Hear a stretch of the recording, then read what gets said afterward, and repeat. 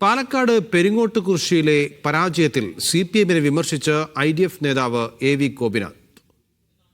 CPM ഒറ്റക്ക് ഭരണം പിടിക്കാൻ ശ്രമിച്ചതാണ് പരാജയത്തിന് കാരണം. CPM-ന്റെ ആഭ്യന്തര പ്രശ്നങ്ങൾ IDF-നെ ബാധിച്ചു.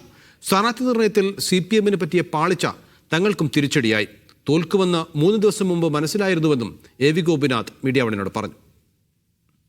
പക്ഷേ CPM-ന്റെ അകത്ത് ആഭ്യന്തര വിഷയങ്ങളുണ്ടായിട്ടുണ്ട്. കമ്മ്യൂണിസ്റ്റ് വിരോധമായ ഒരു സാഹചര്യം വളർന്നു വന്നിട്ടുണ്ട്.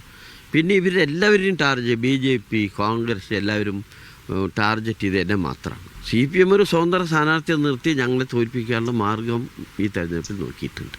എന്ന് പറഞ്ഞാൽ CPM-ന് കൂടുതൽ സീറ്റ് കിട്ടണം, ഞങ്ങൾക്ക് കുറയണം.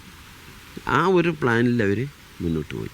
അവരുടെ കയ്യിൽ ഭരണം സ്വന്തമായി നിർത്താനുള്ള മാർഗം അവർ പരിശോധിച്ചു.